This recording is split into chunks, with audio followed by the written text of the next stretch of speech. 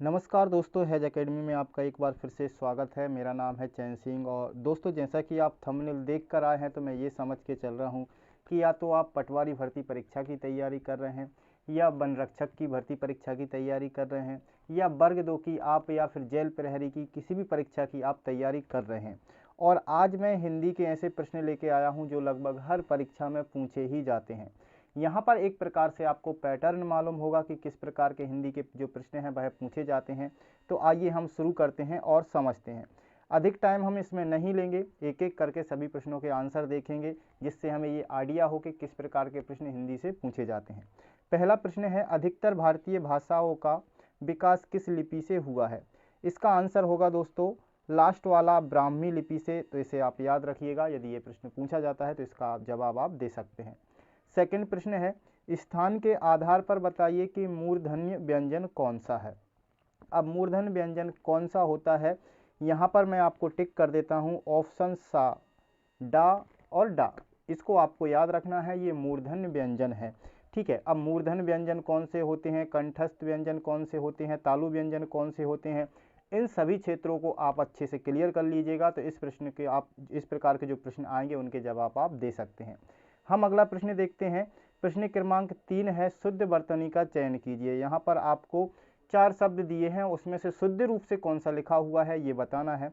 तो ऊपर देखिए आप, सबसे पहले अपकीर्ति, फिर अपकीर्ति, फिर अपकीर्ति, अपकीर्ति ही लिखा हुआ है। यदि हम उच्चारण की दृष्टि से देखें तो सभी में अपकीर्ति लिखा हुआ है, लेकिन वर्तनी या फिर स्वर के रूप में कौन सा शुद्ध रूप से लिखा हुआ है?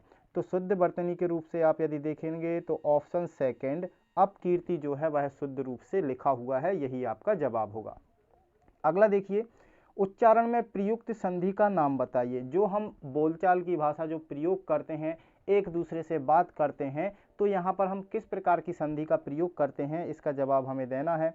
तो यहाँ पर हो जाएगा दोस्तों व्यंजन संधि का। हम व्यंजनों का प्रयोग करते हैं, जो भी हमारी भाषा के व्यंजन हैं या स्वर हैं, स्वरों का उतना प्रयोग नहीं होता है जितना कि व्यंजनों का होता है। इस कारण से ये व्यंजन संधि होती है, तो इसके जवाब को आपको ध्यान में रखना है। हम आगे बढ़ते हैं। अगला प्रश्न है, काव्योर्मी, काव्योर्मी का सही संधि विच्छेद क्या है? इसे हमें संधि विच्छेद करके बताना है, तो इसको हम चलिए करते हैं। अब यहाँ पर ऑप्शन देखिए, सबसे पहले काव्य प्लस उर्मी, काव्य प्लस उर्मी, कवि प्लस उर्मी, या फिर का प्लस व्योर्मी।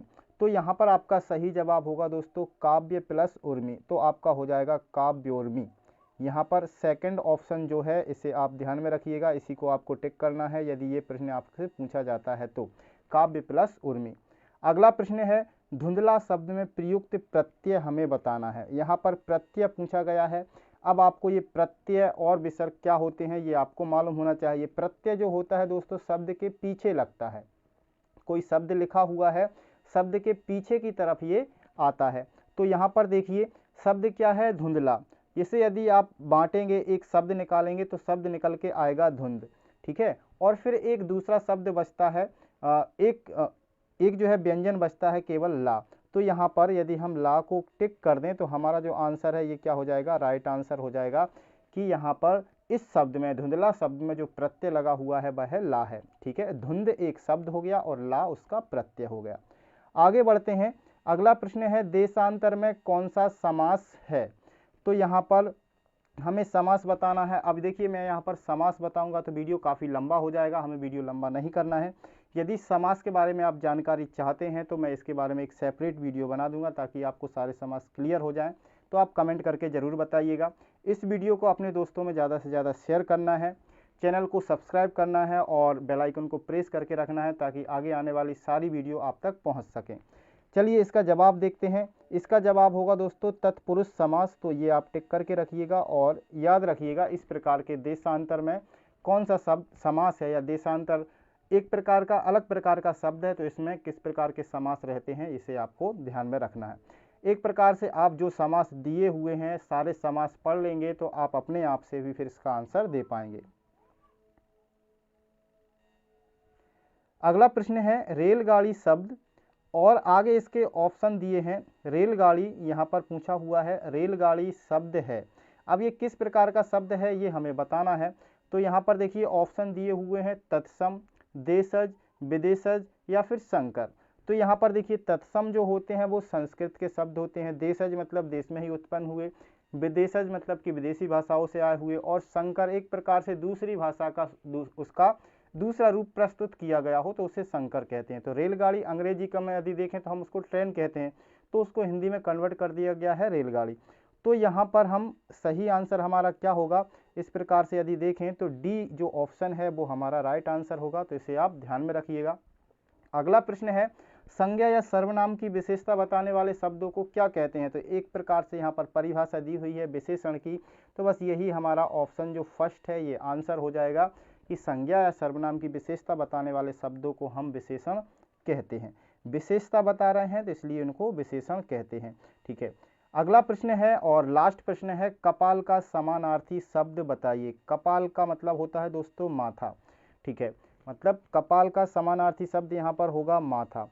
यदि आपने ये सारे पढ़े हुए हैं तो आप इसका जवाब आसानी से दे सकते हैं। अब यहाँ पर गौर करने वाली बात दोस्तों ये है, यहाँ पर ये 10 क्वेश्चन जो मैंने आपको बताए हैं हिंदी के हर क्षेत्र से लगभग कवर मैंने करने की कोशिश की है, ताकि आपको एक प्रकार से आइडिया लग जाए कि मध्य प्रदेश भर्ती जो पटवारी परीक्षा है या फिर वर्ग 2 की परीक्षा है, जेल प्रहरी की परीक्षा है या फिर वन रक्षक की परीक्षा हो, सभी में जो प्रश्न आएंगे वो लगभग इन्हीं क्षेत्रों से आते हैं। तो इन क्षेत्रों को हमें कवर करके रखना है।